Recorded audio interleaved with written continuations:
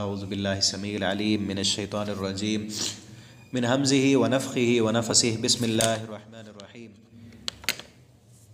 قل هو اللہ احد سورۃ الاخلاص۔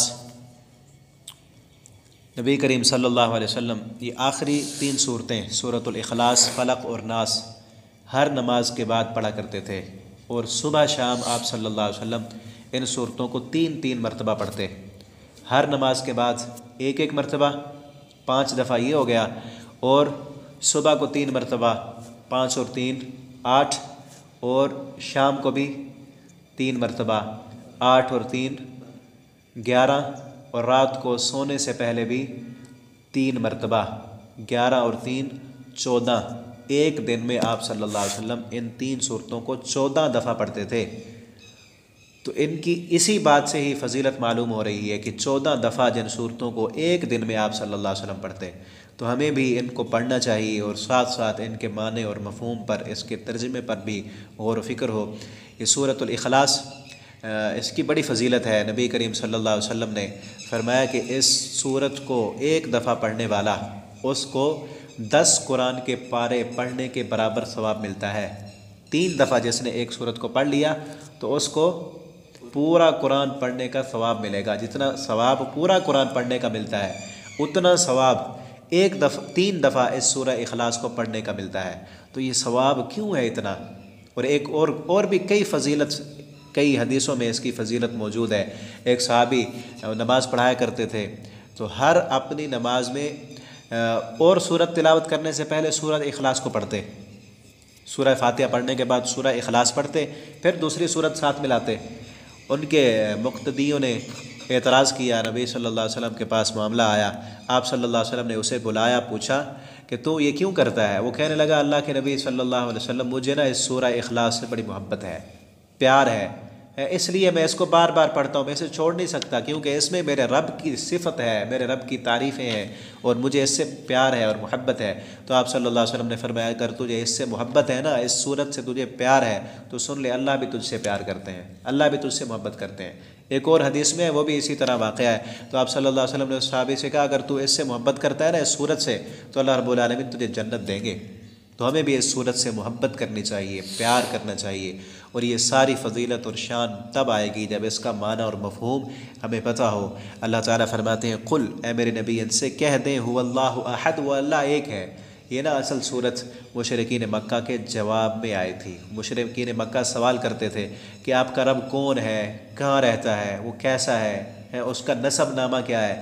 عرب میں نا مشہور ہوتا تھا، کسی کا تعارف کرانا ہونا تو اس کا نسب نامہ بیان کرتے تھے کہ یہ فلاں کا بیٹا ہے، فلاں کا پوتا ہے، یہ اس کا خاندان ہے، اس کا نسب نامہ ہے۔ تو وہ کہتے تھے مشرکین مکہ بھی، انسب لنا ربک، ہمیں اپنے رب کا نسب نامہ بیان کریں۔ تو اللہ رب العالمین نے یہ صورت اتاری اور فرمایا، قل، اے میرے نبی ان سے کہہ دیں، هو اللہ احد، وہ اللہ ایک ہے، وہ اللہ ایک ہے، اس کا کوئی نسب نامہ نہیں، کوئی اس کا آگے پیچھے نہیں ہے، نہ اس کا کوئی باپ ہے نہ بیٹا ہے۔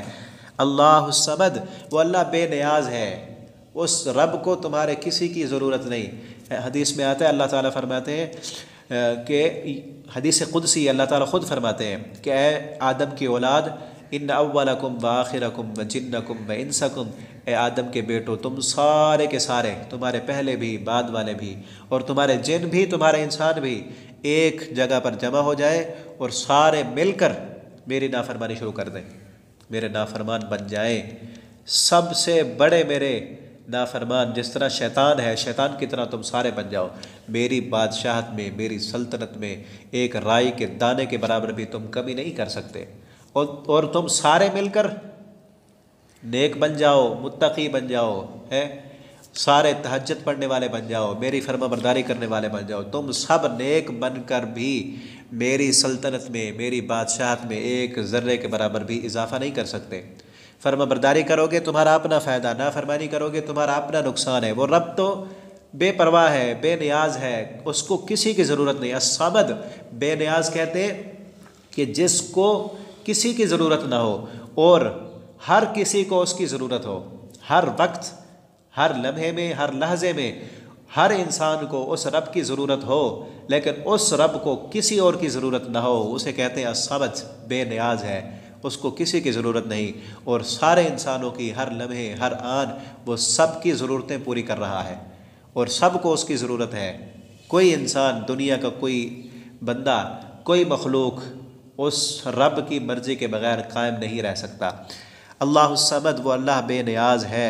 لم یلد، نہ اس نے جنا، ولم یولد، نہ وہ جنا گیا، نہ اس نے جنا، نہ کوئی اس کی اولاد ہے، ولم، اور نہ وہ جنا گیا، نہ اس کا کوئی باپ ہے، اس کا کوئی خاندان نہیں، کوئی آگے پیچھے نہیں، وہ اکیلا ہے، وہ خود ہے، وہ شروع سے ہے اور آخر تک ہے، اور اس کو کسی کی ضرورت نہیں، سب کی ضرورتیں وہی پوری کرنے والا ہے۔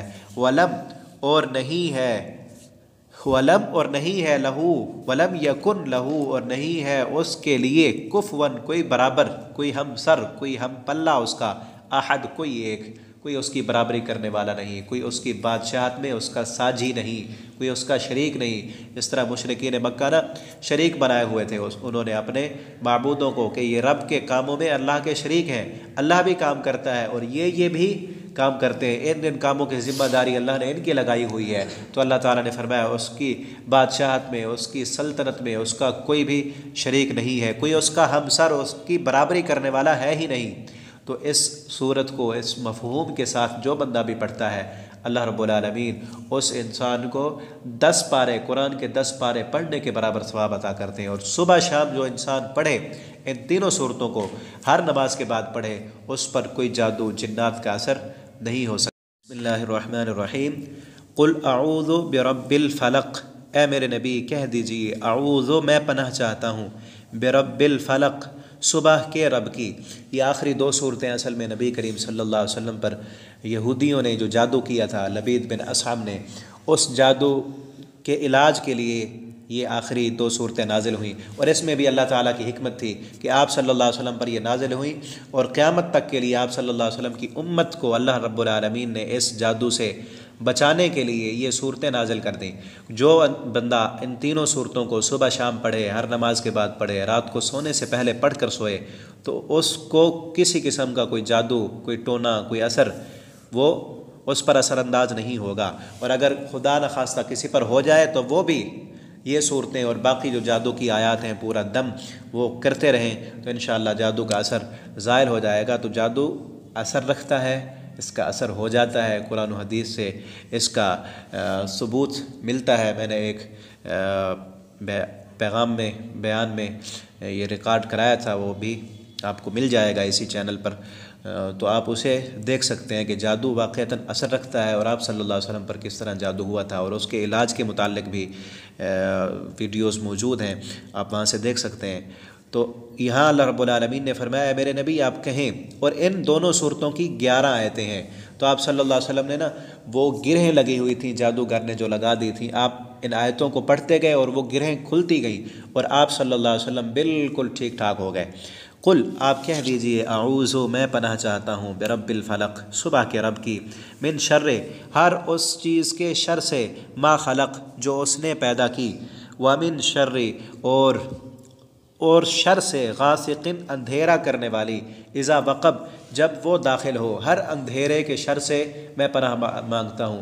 اور یہ جو جادوگر ہیں یہ جنات سے مدد لیتے ہیں اور اندھیروں میں جا کر عمل کرتے ہیں، اندھیروں میں شر زیادہ ہوتے ہیں، اور اکثر یہ جو دنیا کے شر ہیں، چوری ڈکیٹی، یہ سب رات کے اندھیرے میں ہی ہوتے ہیں، تو اس لیے فرمایا اندھیرے کے شر سے میں اللہ کی پناہ میں آتا ہوں۔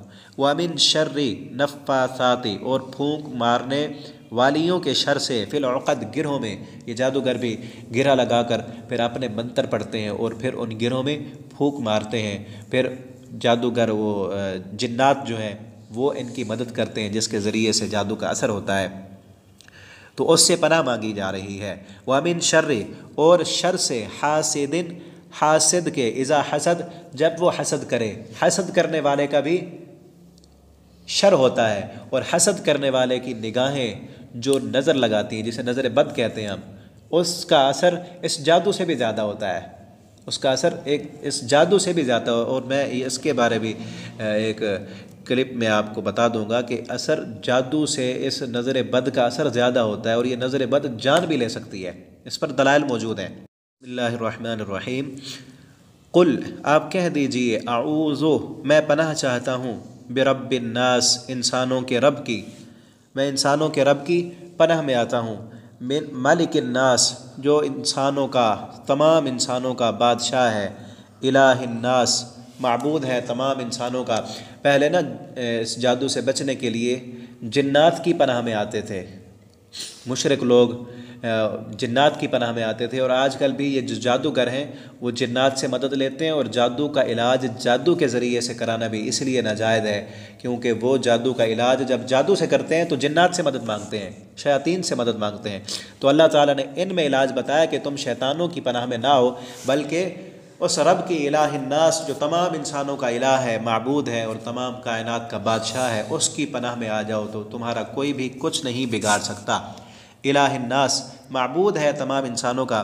اور پھر ہم اس قرآن میں دیکھیں کہ شروع میں بھی سب سے پہلی سورہ فاتحہ میں اللہ رب العالمین فرماتے ہیں الحمدللہ رب العالمین، تمام جہان والوں کا رب ہے وہ۔ یہاں آخری صورت میں بھی کہا الہ الناس، ملک الناس ہے۔ تو پورے قرآن میں، ہر صورت میں، ہر آیت میں، ہر صفحے پر اللہ رب العالمین کی توحید ہی توحید نظر آئے گی۔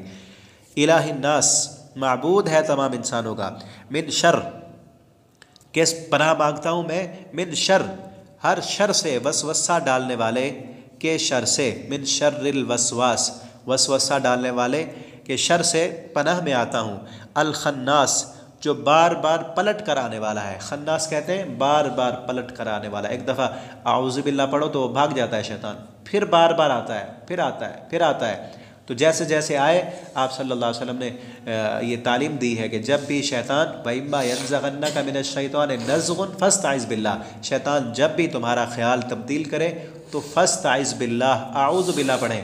اور اصل جادو بھی اثر خیالات سے ہوتا ہے۔ جادو کی حقیقت کے متعلق جو کلپ ہے اس میں نے بتایا ہے کہ جادو کی حقیقت کیا ہے۔ جادو خیال کو تبدیل کرنے کا نام ہے، اور کس طرح تبدیل ہوتا ہے یہ آپ وہاں سے دیکھ سکتے ہیں۔ تو وسواس الخناس، جو وسوسہ ڈالتا ہے، اسی وسوسے کے ذریعے سے ہی جادو اثر کرتا ہے۔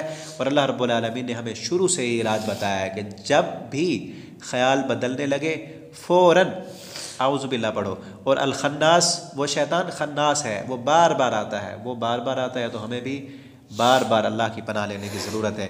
اسی لیے آپ صلی اللہ علیہ وسلم ایک دن میں 14 مرتبہ ان صورتوں کو پڑھتے، ہم بھی انہیں پڑھیں، ان کی طرف آئیں۔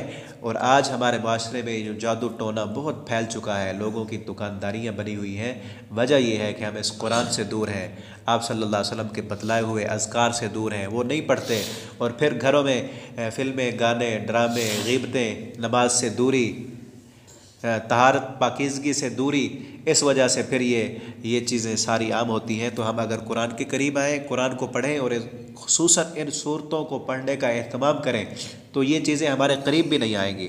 من شر الوسواس الخناس الذی، وہ جو یوسوس، وسوسہ ڈالتا ہے، فی صدور الناس، لوگوں کے سینوں میں، من الجنۃ والناس، جنوں میں سے اور انسانوں میں سے۔ تو یہ جن وسوسہ ڈالنے والے جنات بھی ہوتے ہیں اور انسان بھی ہوتے ہیں۔ اور جو لفظ شیطان ہے نا، شیطان، یہ اصل جب ہمارے ذہن میں آتا ہے تو فوراً ابلیس کا نام آتا ہے۔ اصل ابلیس نہیں ہے شیطان، شیطان جنوں میں سے بھی ہے اور انسانوں میں سے بھی۔ شیطان اصل ایک صفت کا نام ہے، ایک شطن سے نکلا ہے کہ جو حرکتیں کریں، ایسے کام کرے جس میں شیطانیت ہو۔ اور چونکہ یہ چیزیں شیطانوں میں، جنات میں زیادہ ہوتی ہیں، اسی لیے وہ زیادہ کرتے ہیں۔ اور انسانوں میں بھی ہے کچھ شیطان جو اللہ کے نافرمان ہیں، بغاوتیں کرتے ہیں، ایسے کام کرتے ہیں گھٹیا قسم کے۔ تو ان سب سے ان صورتوں میں پناہ مانگی جا رہی ہے کہ وہ وسوسہ ڈالنے والے، خیالات کو تبدیل کرنے والے ہیں اور جادو کرنے والے، چاہے وہ جنوں میں سے ہوں، انسانوں میں سے ہوں، ہم سب اللہ کی پناہ میں آتے ہیں ان سب کے شر سے۔ اللہ رب العالمین ہم سب کو قرآن کریم کو پڑھنے کی، سمجھنے کی توفیق عطا فرمائے، اور اللہ تعالی ہمیں جب تک زندہ رکھیں، دین پر، اسلام پر زندہ رکھیں، جب ہمیں موت دیں اللہ تعالی اسلام والی، توحید والی موت عطا فرمائے، اور قیامت کے دن اس قرآن کو اللہ تعالی ہمارے لیے سفارش کا ذریعہ بنا دیں۔ آخر دعوانا الحمدللہ رب العالمین۔